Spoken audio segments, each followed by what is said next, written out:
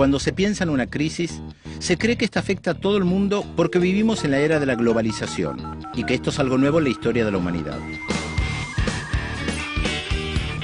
Pero la globalización no es nueva.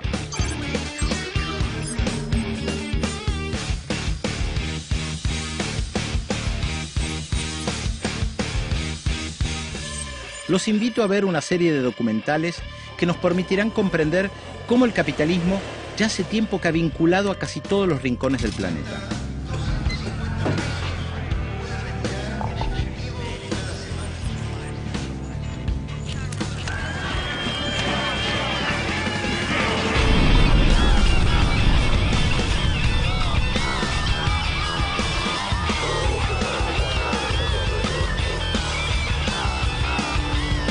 Esta serie de documentales es una invitación a que conozcamos los orígenes y las consecuencias de las crisis del capitalismo.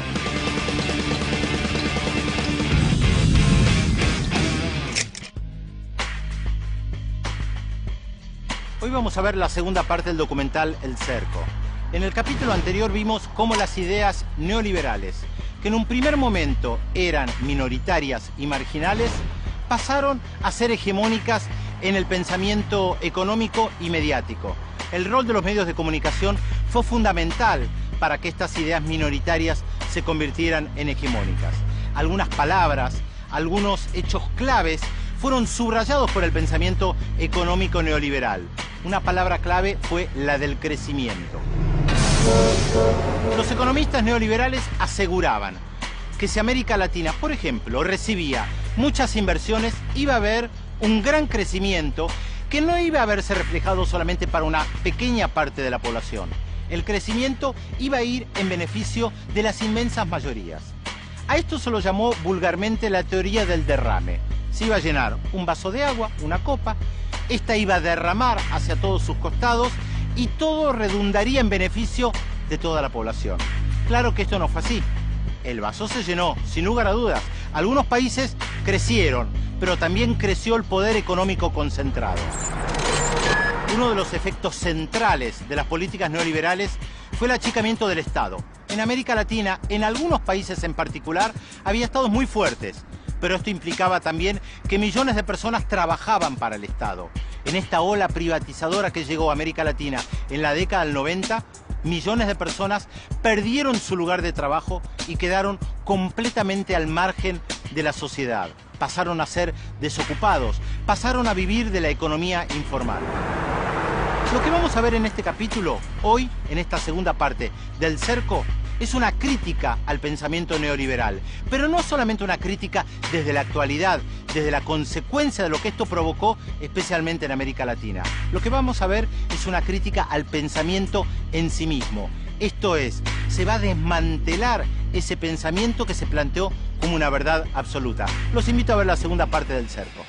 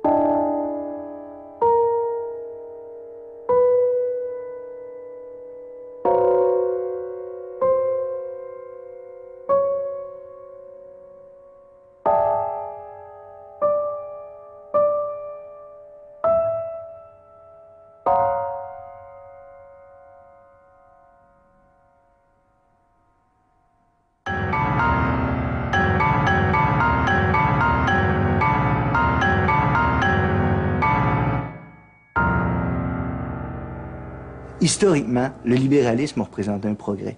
Le libéralisme, mais le libéralisme classique, celui qui a été défendu par Adam Smith, par exemple, le fondateur de l'économie politique, a bien peu de choses, puis je serais tenté de dire presque rien à voir avec ce qui circule en ce moment sous l'expression libéralisme dans le mot néolibéralisme. Ça n'a presque rien à voir avec le libéralisme classique.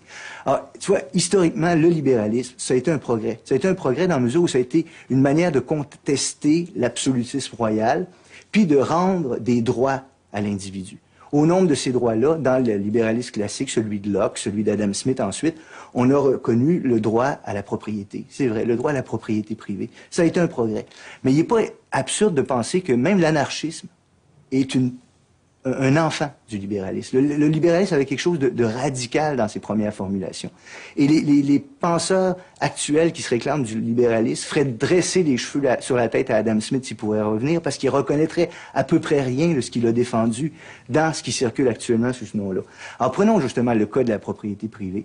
La propriété privée, si elle résulte d'interactions au sein desquelles il y a des entités comme des corporations transnationales, au centre du libéralisme, dans le libéralisme classique, dans le cadre du libéralisme classique, on ne peut pas penser ça. Il est absolument exclu de penser que des tyrannies privées comme GM ou comme Bombardier puissent avoir des droits. Tu comprends? Que les droits de propriété, puis des droits supérieurs parfois à ceux des êtres humains, s'adressent à eux. Maintenant, la question, en disant tout ça, je vais être clair aussi, c'est que la question des droits de propriété, elle est difficile. Et c'est important de la poser. Puis il n'y a pas de réponse simple à ça. Cependant, je suis certain que même dans le cadre du libéralisme, on ne peut pas faire rentrer l'ensemble des pratiques actuelles avec les acteurs que sont les corporations transnationales, les droits qui leur sont reconnus dans le cadre du libéralisme classique. C'est complètement absurde. Maintenant, oui, il faut une réflexion sur les droits de propriété. Moi, personnellement, j'ai des opinions là-dessus qui sont celles de l'anarchisme classique, hein, c'est-à-dire que la propriété privée des moyens de production me semble une aberration. Mais je veux faire une place à ce que Proudhon appelait la possession. C'est sain d'avoir des droits de possession. Mais la doctrine qui circule actuellement frauduleusement sous le nom de libéralisme ou de néolibéralisme est absurde.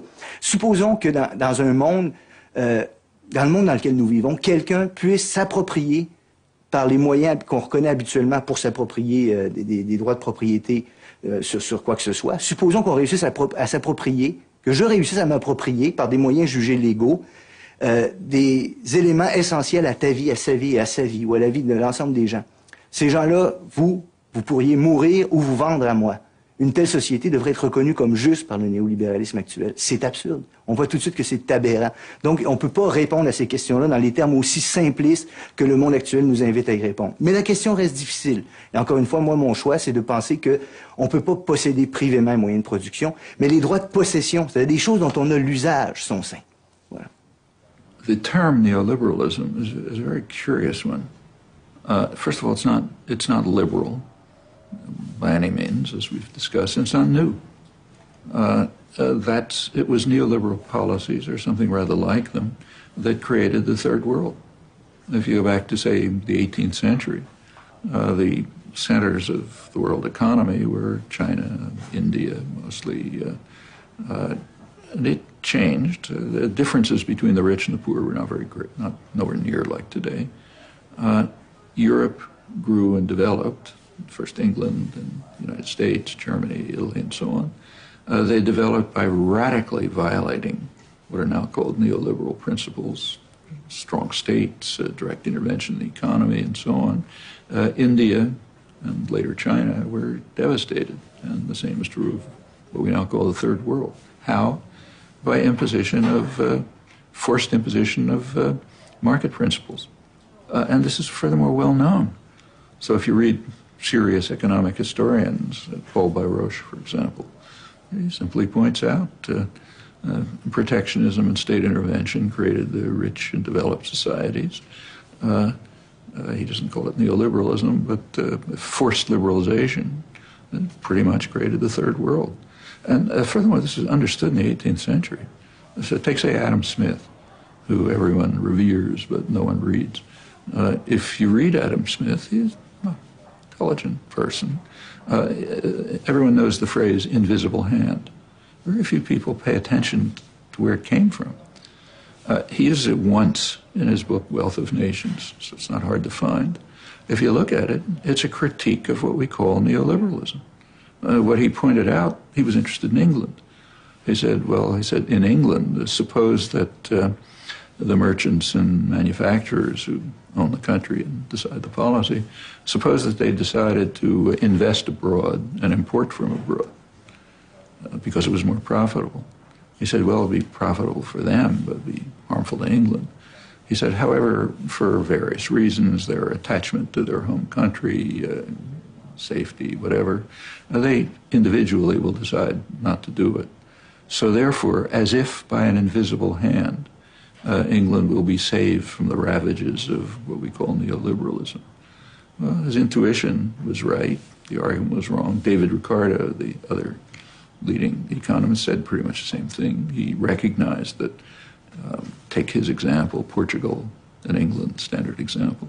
He said, well, if British capitalists decided to invest in Portugal for both wine and textiles, his example, they might profit. And it would undermine his theory of comparative advantage, but the people of England would suffer. He says, however, they won't want to do it. And he gives very psychological other reasons why they like their country or whatever. But the intuition is correct. It was understood in the 18th century, and it's played out about the way you'd expect. Forced liberalization has been extremely harmful, and the rich and powerful countries wouldn't accept it for themselves. Le libre-échange est un très beau concept et tel qu'il a été imaginé au XVIIIe siècle, il avait certainement des mérites parce que c'est très logique de dire vous devez produire ce que vous produisez de mieux et de moins cher et l'échanger avec d'autres qui vont faire autant. Au lieu d'essayer de produire du vin en Angleterre, vous l'achetez au Portugal. Ça, c'est les Portugais vont acheter votre drap de laine. Ça, c'était l'exemple original de Ricardo. Bon, mais les grands théoriciens du XVIIIe siècle n'imaginaient jamais que le capital serait, lui, libre d'aller où il veut et qu'une compagnie américaine ou anglaise pourrait aller investir en Chine, prendre avantage de la répression en Chine qui refuse des syndicats et qui donc a des salaires extrêmement bas, externalise, comme on dit, tous les coûts de l'environnement, n'est-ce pas, fait payer la société et la planète en général parce qu'elle pollue, mais c'est moins cher. Donc, au lieu d'avoir ce qu'on appelle un avantage comparatif, c'est-à-dire je produis le vin moins cher que vous et vous produisez le drap de laine moins cher que moi, ça devient un avantage absolu parce que mon capital est libre de partir là où il va trouver les conditions de profit les meilleures. Et c'est ceci qui fausse le commerce et c'est ceci qui fait que les transnationales, naturellement, veulent la plus grande liberté possible pour elles-mêmes. Mais il n'est pas question que le travail puisse circuler, sauf ce qu'on peut appeler les nomades de notre temps, c'est-à-dire des personnels hautement qualifiés qui seraient concernés par les accords sur le service, parce que eux auraient le droit de circuler librement et de s'installer où ils veulent, mais naturellement, le commun des mortels ne l'aurait pas du tout.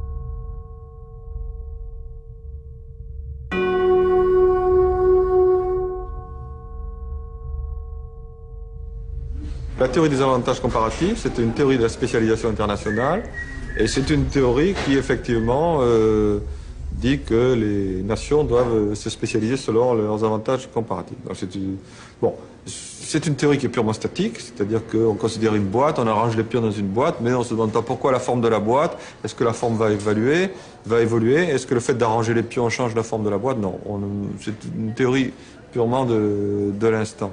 Alors pourquoi ça fonctionne pas?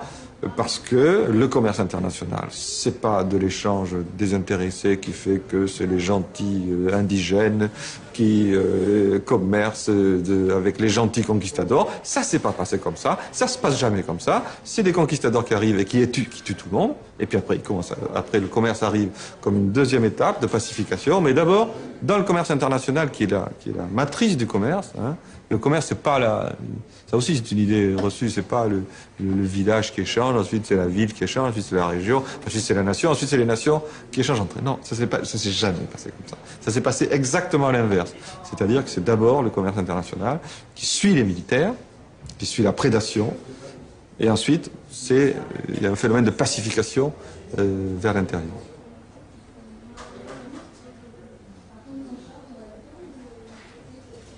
La théorie de la main invisible, c'est quand même quelque chose d'extraordinaire. D'abord, c'est un pari que les hommes sont mauvais. Donc c'est assez lucide. C'est de dire, bon, au fond, on va faire avec. Les hommes, ils sont égoïstes, cupides, plutôt méchants. Et ils pensent à eux. Et le reste, ils n'aiment pas le collectif. Ils ne sont pas solidaires. Ils n'aiment pas la société. Ils pensent d'abord à eux. Faisons que cette espèce de défaut devienne un avantage pour la collectivité et pour la société. Et donc, laissons-les faire, et de leur antagonisme égoïste va naître un bonheur public. C'est ça l'idée de la main invisible. Et l'idée de la main invisible, c'est que chaque fois qu'on intervient, qu'on essaie de mettre de l'ordre dans cet antagonisme des égoïsmes, hein, l'antagonisme des égoïsmes, eh bien, on va perturber le système et ça va être pire. Parce qu'une des grandes thèses réactionnaires, c'est la thèse de l'effet pervers. C'est Hirschman qui a dit ça, c'est absolument fabuleux. C'est-à-dire que les hommes de droite, les réactionnaires, ont toujours accusé les hommes de gauche de vouloir faire le mal en voulant faire le bien. Vous voulez faire le bien, vous voulez aider les pauvres, vous allez créer beaucoup plus de pauvres. Pour moi, l'image la plus extraordinaire, c'est l'image de The Economist, après la réunion de Seattle, qui a montré des affamés du tiers-monde, des petits noirs, en disant « Les victimes de l'échec de Seattle, les voilà ». Ça, c'est immonde. C'est pire que les publicités de Benetton. C'est fondé sur l'idée de dire, vous avez voulu vous amuser à interdire l'OMC, etc. Qu'est-ce que vous faites? Vous avez créé des pauvres, des malheureux, des affamés, etc., etc. Alors que ce système crée d'abord des pauvres, des affamés et des malheureux, bien entendu. Donc ça, c'est cette espèce de... Alors la main invisible, c'est de dire, laissez faire, quoi. Laissez faire.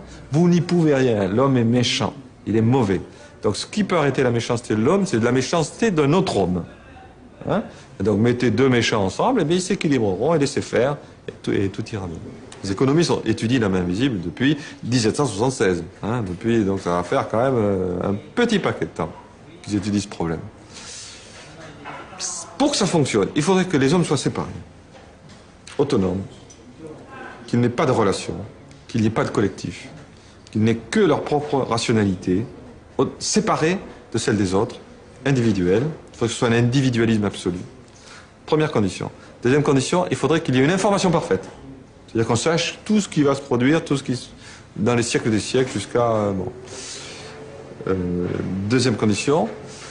Attends, j'ai oublié la troisième. Merde. Donc, il faudrait qu'il y ait une information... C'est ça, qu'il y ait une information parfaite. Et troisième condition, il faudrait qu'il n'y ait pas d'incertitude. C'est-à-dire que, par exemple, une tempête, que le hasard, que le fait que Ariane se casse la gueule au 25e envol et pas au 3e, que le monde soit sans hasard. Ce qui est un corollaire, d'ailleurs, de dire qu'il faudrait qu'on ait une information parfaite sur le futur. Alors, dans ces conditions, il se pourrait que la main invisible fonctionne. Mais ce n'est même pas sûr. Car ce qu'il faut savoir, ce qui est extrêmement important, c'est que les économistes libéraux, les plus grands, les plus mathématiciens, les plus prestigieux, les prix Nobel, ont démontré depuis environ 25 ans que le théorème de la main invisible ne marche pas, que c'est une foutaise, Ils l'ont démontré. Alors que ce soit des choses que subodoraient beaucoup de gens depuis longtemps. Keynes, par exemple, l'avait subodoré depuis fort longtemps, puisqu'il pensait que la notion d'équilibre était une notion qui était absolument inadaptée à l'économie. Donc c'était la notion de déséquilibre. Que fondamentalement, l'économie était quelque chose de chaotique. Mais les économistes, les purs, les durs, les méchants, les libéraux, les plus prestigieux, ceux qui sont drapés dans tout le prestige de la science la plus dure qui soit, ont dit, Gérard Debreu, prix Nobel en tête, on dit, il y a 25 ans, ça ne marche pas. Un marché, ça ne fonctionne pas. Ça ne conduit pas à l'équilibre, c'est pas efficace. Alors, retenez bien ces deux choses. Un marché, ça ne conduit pas à l'équilibre. Donc la loi de l'offre et de la demande, ça ne veut rien dire. Et ensuite, un marché, ce n'est pas efficace. Si vous laissez faire le marché, vous aurez la pire des solutions. Si vous laissez faire, vous aurez la pire des solutions. Merci, messieurs les libéraux, de nous l'avoir dit quand même. On s'en doutait un petit peu, mais c'est bien que ce soit vous qui l'ayez dit. Donc quelqu'un qui aujourd'hui dit la main invisible, dit la loi de l'offre et de la demande, dit le marché, dit l'équilibre, dit l'efficacité, que c'est quelqu'un soit un escroc, ça arrive assez souvent, soit se voile les yeux, ça arrive aussi, quelqu'un qui ne veut pas voir, hein, ce qu'un Sartre appelait un salaud, quelqu'un qui sait mais qui ne veut pas dire, soit c'est quelqu'un qui est incompétent, bon ça arrive aussi. Bien sûr. Supposedly they're supporting free trade. But what does free trade mean? First of all, a country like the United States, and the same is true to a lesser degree of Europe, can't participate in free trade agreements just for reasons of logic. They don't accept markets at home. If you don't accept markets at home, you can't be involved in free trade agreements. So it takes the U.S. economy, which is core of the post-war world economy. It's based significantly on the dynamic state sector of the economy. I mean, take the place where we're sitting, MIT. Now, what is MIT? Major, maybe the world's greatest technical institute, but it's also a funnel by which public funds end up in the pockets of private corporations. This is where things like the internet were developed, or computers and other aspects of high technology, mostly at public cost and with the public taking the risks. It's been done under a Pentagon cover, which is a good cover for the electronics-based aspect of high-tech industry. And it went on for decades. I mean, computers and the internet were pretty much in the public sector for about 30 years before they were handed over to private corporations. And the same is true of almost anything else you look at. So it takes civil aviation, it's the largest export. It's almost an offshoot of the Air Force. That's why European and U.S. and Japanese and other countries, one of the main reasons that they are so interested in developing military aircraft, immediate spin-offs into the civilian aircraft industry, which creates the huge tourism industry and so on and so forth. Or take, say, just trade. I mean, it's based on containers. Where would they come from? U.S. Navy.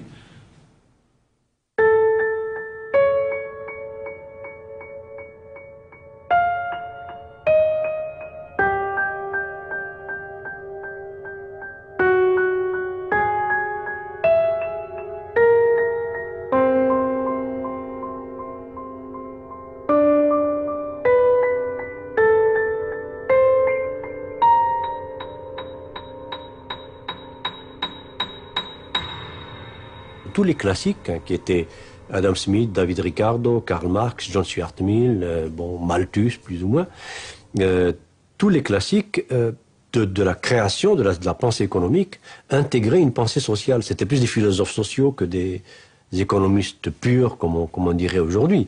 Mais les néoclassiques, à partir de Léon Walras, en gros Auguste et Léon Walras, donc le père et le fils, milieu et fin du 19e siècle, vont inaugurer une espèce de pensée de la science économique qui se dit scientifique.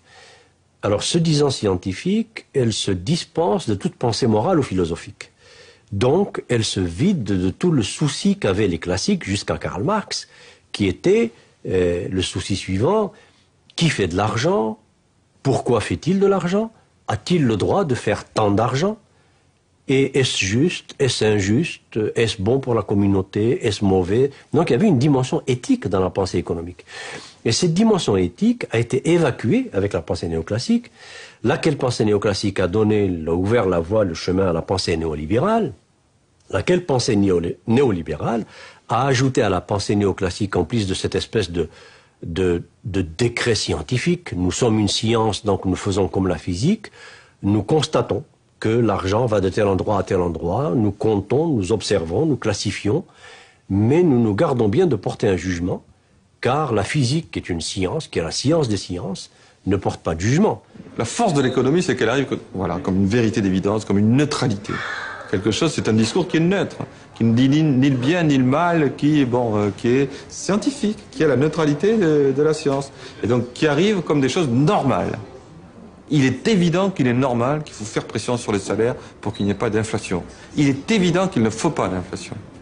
Peu importe que le fait qu'il n'y ait pas d'inflation ait accru les inégalités de façon phénoménale et conduit à la misère un certain nombre de gens dans des pays, ait accru les inégalités entre les pays du Nord et les pays du Sud, et créé une caste de rentiers qui sont en train d'occuper le devant de la scène, et fait disparaître le pouvoir des États, soit en train de briser la sécurité sociale. Peu importe toutes ces conséquences, il y a une vérité d'évidence, vous n'êtes pas pour l'inflation quand même. Vous n'êtes pas pour l'inflation.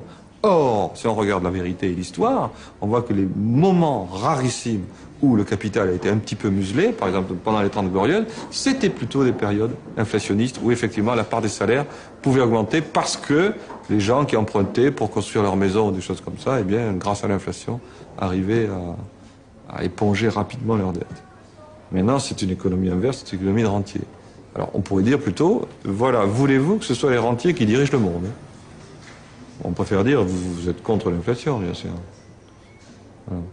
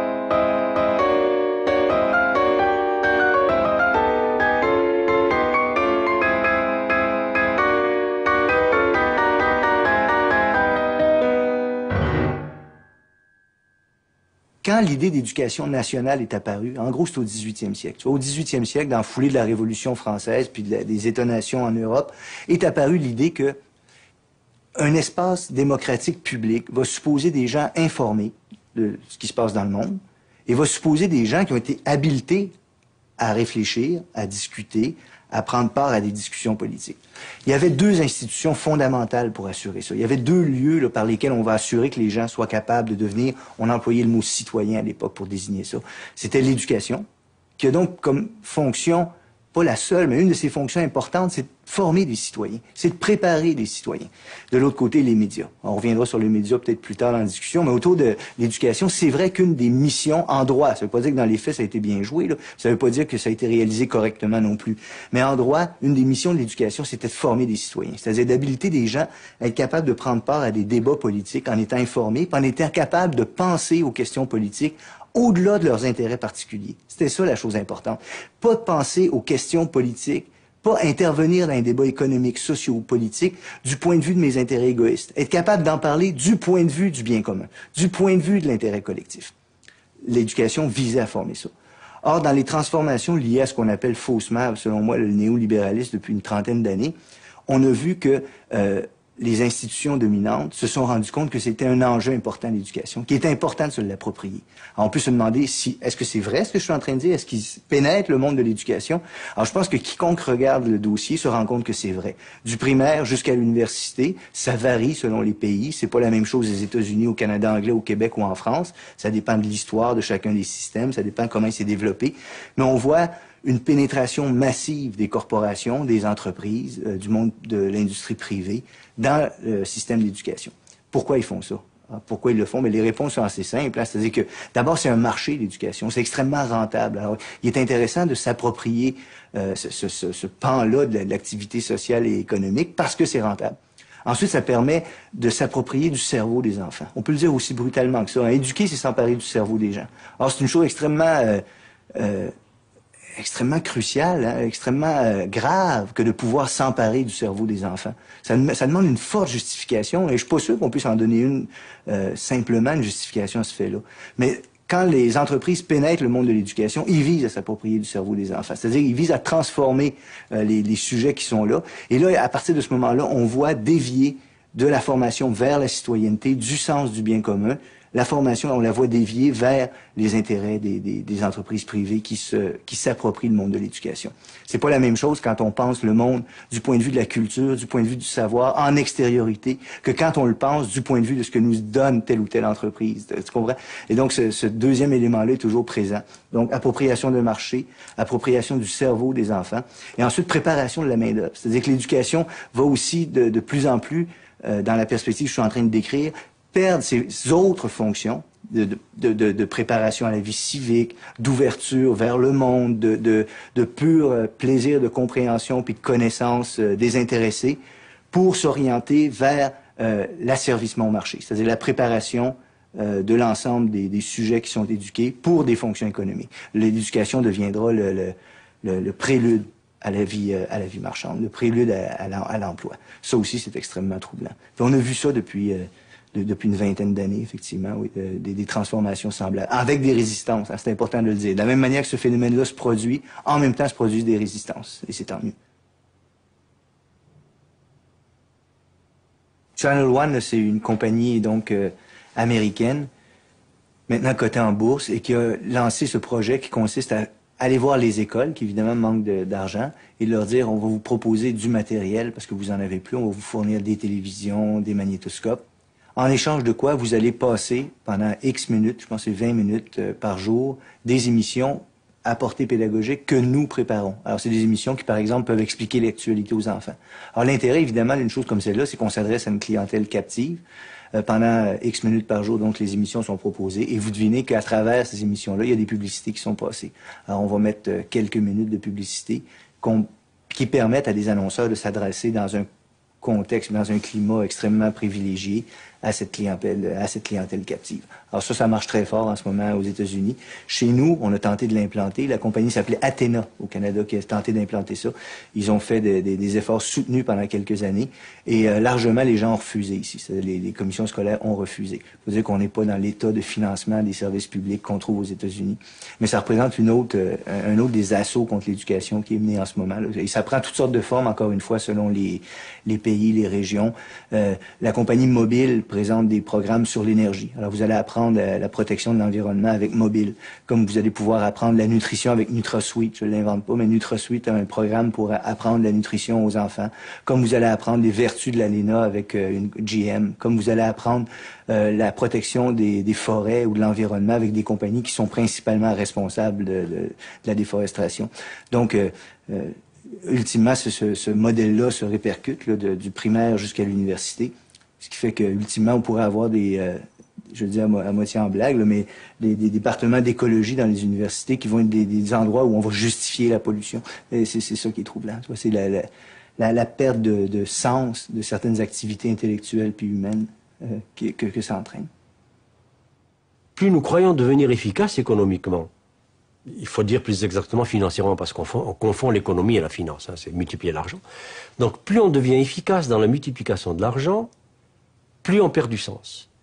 Alors, est-ce que ça a du sens, par exemple, de dire que General Motors, je prends juste cet exemple, est efficace parce qu'ils ont fait 24 milliards de dollars de profit net dans la dernière décennie, mais en même temps, ils ont fait 300 000 chômeurs.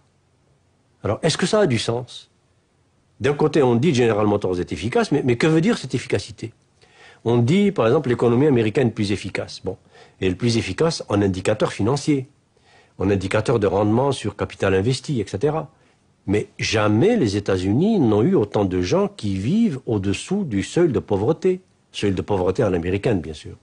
Jamais l'Amérique n'a eu autant de gens qui n'ont pas accès à des soins. 40% de la population américaine n'a accès pratiquement à aucun soin de santé. Jamais les États-Unis n'ont eu un niveau d'éducation aussi bas. 50% des Américains ne savent pas situer l'Angleterre sur une carte de géographie. Aujourd'hui, enfin, c'est quand même aberrant. Quand on a à la télévision, quand on a tout ça, 50 chaînes minimum par maison. Donc voilà un peu, en gros, ce que j'appelle cette panne de sens.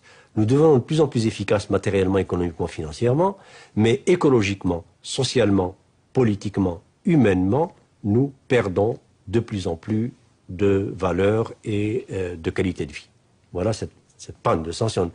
On ne sait pas en parler parce qu'il faut sortir complètement du discours économique dominant pour pouvoir commencer à mettre du sens. Autrement dit, il faut reformuler le problème depuis zéro. Or, le reformuler depuis zéro, il faut partir depuis Aristote. Aristote, déjà, avait dit, attention, ne confondez pas l'économique, qui vient de l'oikos nomia, la maison et la norme de conduite de la maison et de la communauté, avec la crématistique et créma athos, l'accumulation de l'argent. Alors ça nous amène à la question de l'éducation. En éducation aujourd'hui, jusqu'à quel point enseigne-t-on Aristote? Qui connaît Aristote? Qui lit Aristote? Alors, si je dis Aristote, je peux en dire autant de Victor Hugo, de Jean-Paul Sartre, d'Archimède, etc., etc. Bon, passons. Alors, aujourd'hui, on dit paradoxalement que nous sommes dans l'économie du savoir et de la connaissance, mais on n'a jamais aussi peu éduqué, aussi peu enseigné. Mais en même temps, on n'a jamais mis aussi d'emphase sur les institutions dites de formation et d'éducation. Mais je m'explique où est le paradoxe, où est le non-sens.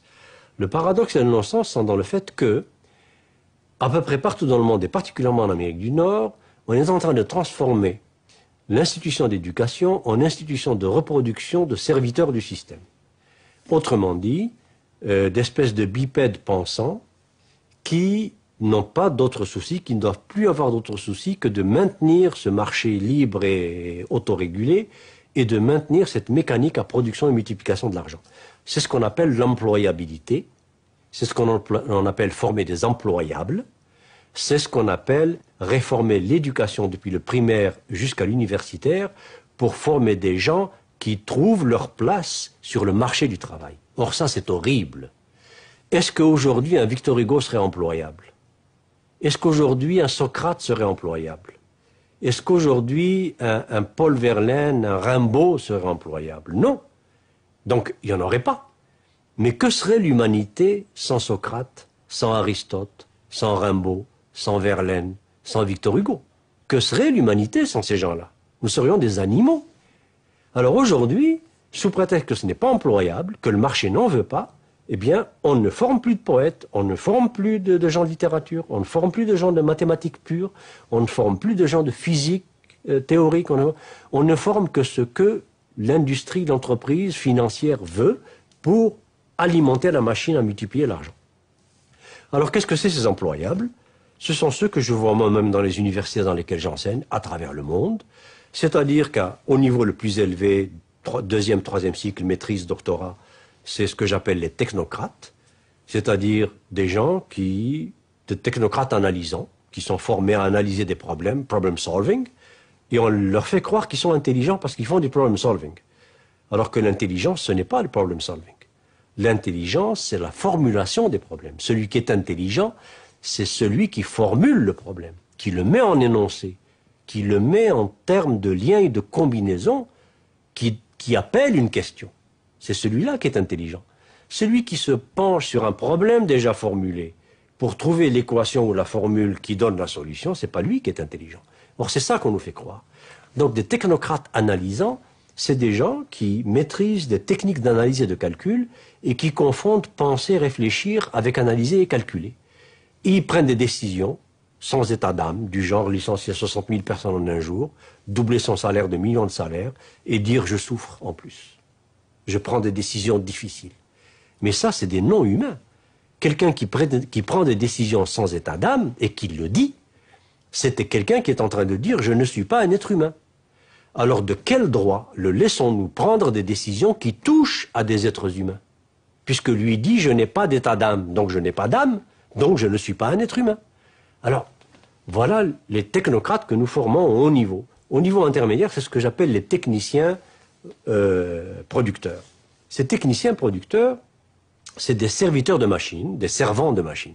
Depuis l'ordinateur, jusqu'à la machine numérique qui débite des pièces de plastique ou d'acier ou d'aluminium. Eh bien, ces gens-là sont là pour faire en sorte que cette mécanique automatisée de production ne tombe jamais en panne.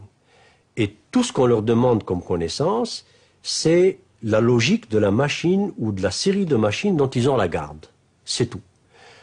Et encore plus, on leur demande simplement d'être capable de comprendre ce que la machine demande. Alors ce n'est même plus eux qui dominent la machine ou qui ont une espèce de supériorité humaine, de supplément d'âme ou de connaissance ou de sens par rapport à la machine. C'est l'inverse. C'est la machine qui dit, si tu es assez intelligent, voilà où la puce qui cloche, voilà l'endroit où il faut changer la carte, voilà, etc. Et puis s'il n'est pas assez rapide pour faire ça, il n'est pas bon. Alors, et au niveau inférieur, qu'est-ce qu'on forme? Ben, on ne forme plus. 45% de la main-d'œuvre des multinationales américaines en particulier sont analphabètes totaux. Et les multinationales ne veulent pas changer ça. Elles ne veulent pas qu'on leur forme le moindrement ces gens analphabètes, parce que s'ils ne sont plus analphabètes, ils vont se mettre à poser des questions. S'ils se mettent à lire des journaux, des analyses, ils vont se mettre à poser des questions. Ils vont se mettre à se syndiquer, ils vont se mettre à réfléchir. Donc, surtout pas. Alors, nous avons aujourd'hui, particulièrement en Amérique du Nord et aux États-Unis encore plus, des diplômés du primaire et du secondaire qui sont à peu près dans une proportion qui est assez hallucinante, qui atteint chez nous en tout cas 1 sur 4 au Québec, et aux États-Unis, si on regardait les vrais chiffres, je suis sûr qu'on approcherait de la même proportion, sinon plus, qui sont diplômés et qui sont analphabètes, qui savent à peu près ni lire ni écrire, mais ils ont un diplôme. Et ce diplôme primaire ou même secondaire, ils l'ont obtenu par l'ancienneté, tout simplement par la présence et par l'âge. Et ça arrange le système. Parce que quand vous avez des opérateurs à la base qui sont des bipèdes quasi décérébrés, c'est-à-dire à qui on n'a même pas appris à penser, parce que pour apprendre à penser, il faut apprendre à lire. Et il faut lire. Si je veux apprendre à penser, il faut que je lise Victor Hugo. Il faut que je lise des poèmes, il faut que je lise des philosophes, il faut que je lise c'est ça qui m'apprend à penser, des écrivains. Je ne peux pas penser sans me mettre des mots et des façons de manipuler ces mots dans ma tête. Alors si je n'ai pas ça, je ne peux pas penser. Donc, je peux devenir un excellent reproducteur du système qui ne pense pas et qui défend le système. Alors vous avez maintenant des ouvriers qui disent, et ça m'est arrivé, quand je vais dans des situations graves où il y a des fermetures, des mises à pied, etc., et puis je pose la question à des ouvriers, mais qu'est-ce que vous en pensez? Très souvent, ils me disent, ben, c'est la loi du marché, c'est la compétitivité, il faut qu'on soit plus compétitif que les Japonais, sinon ils deviennent les défenseurs du système qui est en train de les broyer. Tantôt, on a commencé notre discussion en essayant de voir comment il y a des réseaux par lesquels les idées circulent. Alors, dans le cas de l'éducation, c'est un peu la même chose. Alors, on va trouver des justifications idéologiques, des théoriciens, des gens qui ont pensé le monde de l'éducation, en souhaitant sa transformation dans le sens que je vais décrire. D'un autre côté, on a aussi des institutions transnationales puissantes où on va véhiculer le même discours, puis forcer, inciter les acteurs, les gouvernements, les professeurs à adopter des pratiques conformes à ces idéaux. Et finalement, on va avoir des groupes de pression, des think tanks, où on va s'efforcer de réaliser la même chose. Alors, dans le cas de l'éducation, c'est assez frappant, parce que les trois se trouvent, tu vois. Le théoricien de l'éducation le plus influent des 50 dernières années, c'est pas un penseur de l'éducation ou un pédagogue, c'est un économiste. Hein? Alors, je dirais que vraisemblablement, le plus important théoricien de l'éducation, c'est un monsieur qui s'appelle Gary Becker. Alors, il est toujours vivant, il enseigne à l'Université de Chicago. Et ce qu'il a développé, s'explique en 5 minutes, c'est la théorie du capital humain. C'est l'idée selon laquelle l'être humain et ce qu'il sait constitue un capital dans lequel il faut investir et qu'il faut évaluer du point de vue de sa rentabilité économique. Alors, cette théorie-là, qui est la théorie du capital humain, qui permet d'appliquer des outils mathématiques de l'économie à la question de l'éducation, désormais envisagée comme du capital, un capital d'un certain ordre, mais qu'on peut comptabiliser comme tous les autres. Cette théorie-là a été la plus influente dans le monde au cours des 50 dernières années. Elle a été la plus influente, je veux dire, dans les lieux où ça compte, c'est-à-dire dans les lieux où on influence les décideurs, dans les lieux où on influence les États, dans les lieux où on influence les ministres de l'Éducation, dans les lieux où on influence ceux qui vont prendre des décisions sur l'éducation. Le deuxième théoricien qui va mettre en place les mécanismes qui vont s'imposer maintenant, c'est Milton Friedman. Alors, Friedman, le père de l'économie monétariste, qui lui va proposer un système de vouchers, c'est-à-dire de bons d'éducation. L'idée étant là encore de faire pénétrer les mécanismes du marché au sein de l'éducation et de mettre en concurrence les écoles les unes contre les autres. Ces deux conceptions de l'éducation, ces deux théories de l'éducation dont on parle vraisemblablement jamais dans les facultés d'éducation, sont probablement les plus influentes des pensées de l'éducation des dernières années.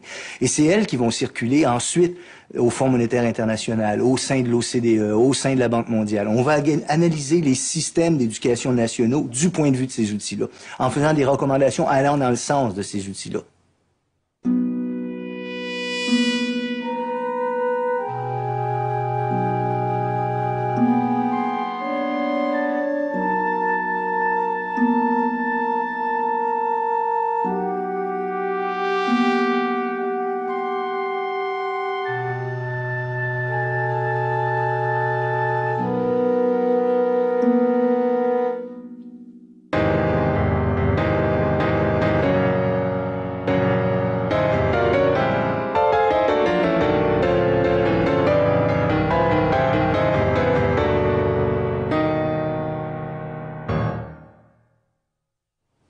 Historiquement, on dit souvent qu'Hitler a inventé l'idée de propagande. C'est vrai qu'on va souvent lire dans les journaux ou ailleurs l'idée que Hitler, lors de la Deuxième Guerre mondiale, a compris le rôle de la propagande. Et c'est vrai que lors de la Deuxième Guerre mondiale, Hitler a compris l'importance de la propagande dans une société. Pourtant, il l'a pas inventé. Il l'a appris de nous. Quand je dis de nous, c'est-à-dire qu'il l'a appris des démocraties occidentales. Il l'a appris en particulier des Anglais et il l'a appris des Américains. On peut dire en gros que depuis l'avènement des sociétés modernes, deux tendances prévalent. La première dit il faut une démocratie participative où les gens sont au courant de ce qui se passe dans le monde et puissent en discuter, agir et influer sur les décisions qui sont prises. De l'autre côté, on a une vision du monde qui dit qu'il y a une partie de la population qu'il faut écarter. Il y a une partie de la population dont il faut s'assurer qu'ils ne s'occuperont pas des questions qui les concernent. Cette vision de la société, du monde et de l'économie, elle existe aussi dans notre culture. Et un des lieux où on l'a vu s'incarner de manière extrêmement forte, c'est pendant la Première Guerre mondiale aux États-Unis. Alors, pendant la Première Guerre mondiale aux États-Unis, le gouvernement élu avait été élu sur une promesse de non-entrée en guerre. Et peu de temps après son élection, pour des raisons qui tiennent à la politique intérieure en particulier et au rôle des industriels aux États-Unis, le gouvernement a décidé d'entrer dans ce conflit, de participer à ce conflit-là. Il s'est donc trouvé avec un problème grave, c'était de faire face à une population opposée à l'entrée en guerre. Pour résoudre ce problème-là, ils ont créé une commission qui porte le nom du journaliste qui va la présider, M. Creel. Cette commission s'appelle donc la commission Creel. Et cette commission-là va largement inventer les techniques modernes de propagande, les techniques modernes de façonnement de l'opinion, de préparation de l'opinion publique. Dans cette commission Creel, qui va réussir magnifiquement à accomplir le mandat qu'on y avait confié, c'est-à-dire qu'elle va retourner l'opinion publique en quelques mois. Dans cette commission Creel, des gens extrêmement célèbres et connus vont travailler, des intellectuels de renom, et aussi quelqu'un qui s'appelle Edward Bernays, qui est le fondateur de l'industrie moderne des relations publiques. Alors ces gens-là, quand ils vont quitter la commission Creel ensuite, vont mettre sur pied des outils de communication à l'intérieur de nos sociétés qui sont encore présents aujourd'hui et qui font partie de l'ensemble des mécanismes de propagande. Alors, il y a là une visée politique extrêmement importante qui est vraiment d'exclure une partie de la population, de façonner l'opinion publique, de construire les consensus à l'intérieur de la société. Ces institutions qu'ils ont inventées, et je parlais des firmes de relations publiques, mais il y a aussi la conception moderne du rôle des entreprises, du rôle des relations publiques au sein des entreprises, de la communication sociale, des médias, du rôle des intellectuels, du rôle de la publicité, du rôle de l'information en général dans notre société. Tout ça va se mettre en place. Et c'est cette leçon-là qu'Hitler va retenir, avec raison d'ailleurs. Alors comment se sont mis en place les mécanismes qui font aujourd'hui qu'on a une pensée unique? Ben, ils sont les descendants de ce que je suis en train de décrire. C'est-à-dire, ils sont les descendants de la commission Creel, ils sont les descendants, si on remonte encore plus loin dans le temps, ils sont les descendants de cette conception du politique selon laquelle une société doit, pour fonctionner, exclure une partie de sa population. Et je pense que c'est aussi ce qu'on trouve. Mais en même temps, si les acteurs que je décris sont extrêmement puissants, extrêmement forts, extrêmement nombreux, il y a aussi un contre-discours qui se manifeste. Il y a aussi dans notre société des lieux où d'autres analyses sont proposées. Il y a des médias alternatifs, il y a des intellectuels, il y a des groupes sociaux, il y a des groupes communautaires où se prépare une nouvelle pensée. Donc on a ce double phénomène-là. Et malheureusement, de manière massivement prévalente, la pensée unique existe, la propagande existe, puis elle remplit le rôle qu'elle remplit. Alors donc c'est à travers des mécanismes, des institutions comme celle-là, qu'une vision du monde, un vocabulaire, une manière de penser, une manière de concevoir le monde fait en sorte que certaines questions peuvent être posées, que certaines réponses peuvent être données, que certaines analyses peuvent être faites, alors que d'autres sont exclues. L'idéologie dominante actuellement, que j'appelle une idéologie ambiante, qui a sa face officielle, qui est la pensée unique, dont on parlait tout à l'heure, et qui a sa face officieuse, qui est finalement ce langage que les médias, ou cet ensemble de conduites que prescrivent les médias dans leur ensemble. Cette idéologie-là, elle n'apparaît jamais comme une idéologie. Elle est présentée comme quelque chose de bien naturel, comme quelque chose qu'il est évident que l'on fasse. Doit être évident d'avoir une télévision. Comment peut-on ne pas avoir de télévision au XXe siècle ou à la fin du XXe siècle? Il est évident d'accepter le système publicitaire.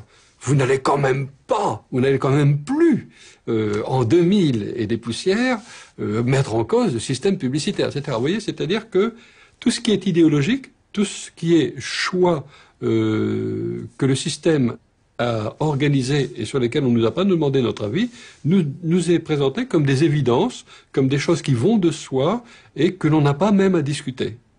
Bon, ça c'est très intéressant. Et alors effectivement, à propos de la pensée unique, qui est une manière uniforme, partielle et sectaire d'interpréter l'économie ou de la faire, Alain Minck avait dit, ce n'est pas la pensée qui est unique, c'est la réalité. À partir de ce moment-là, il n'était pas question de mettre en cause ce que faisait l'économie libérale ou ultralibérale, c'était donné comme la réalité. Et donc, il fallait suivre la réalité. Alors, par exemple, la mondialisation, on va vous dire, c'est une réalité. Bien sûr que c'est une réalité, mais ça n'est pas nécessairement une bonne réalité. Or, l'idéologie dit, c'est une réalité, donc c'est valable, donc il faut aller dans ce sens-là. La globalisation, même chose.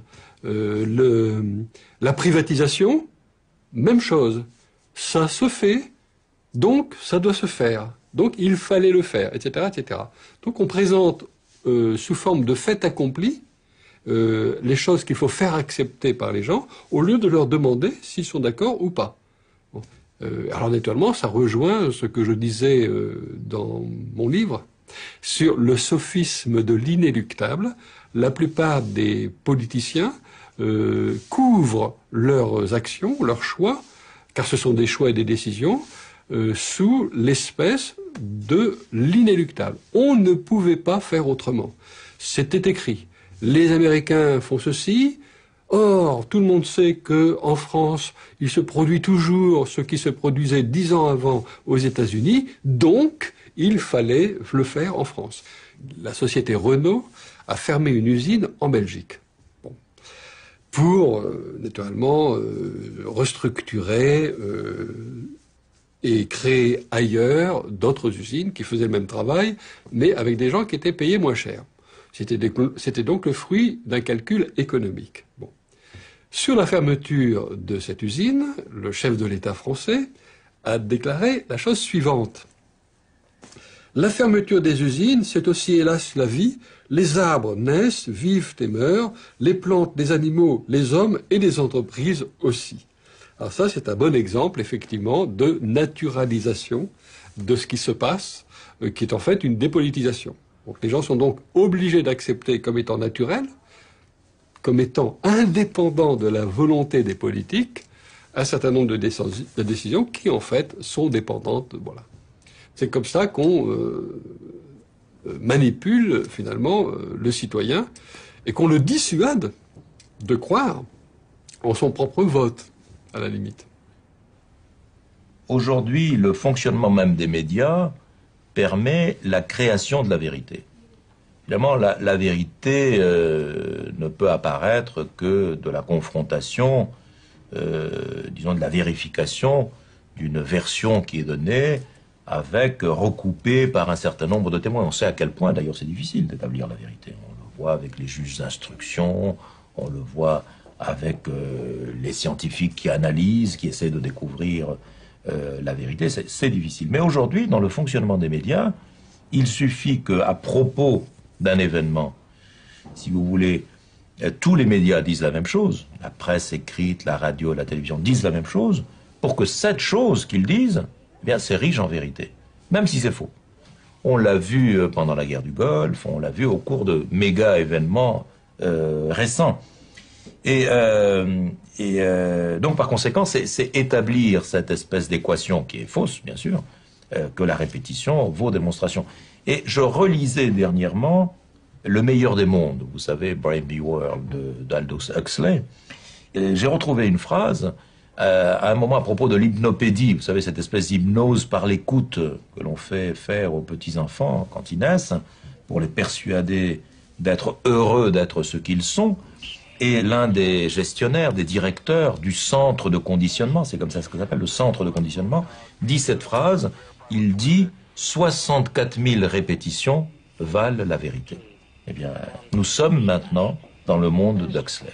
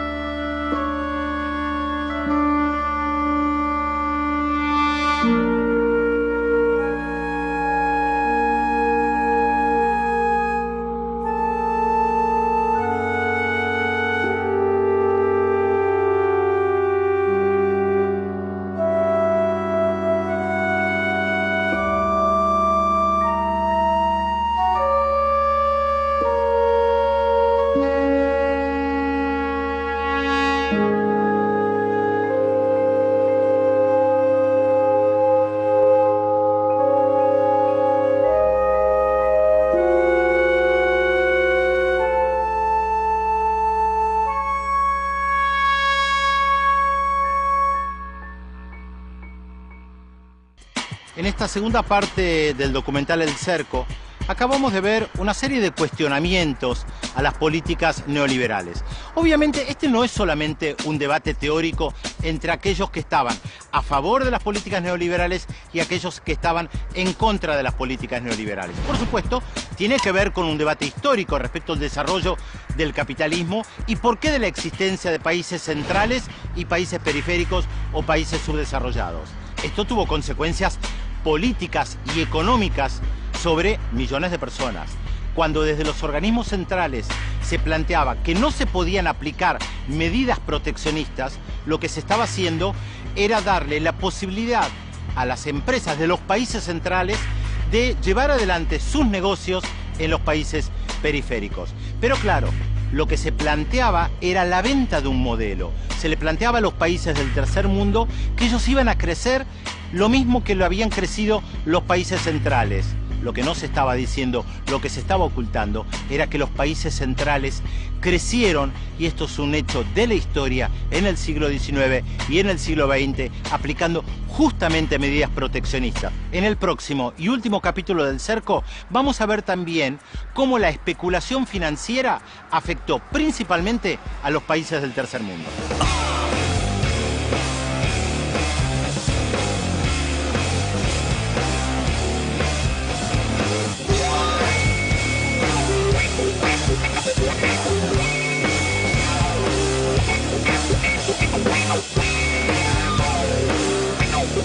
We'll be right back.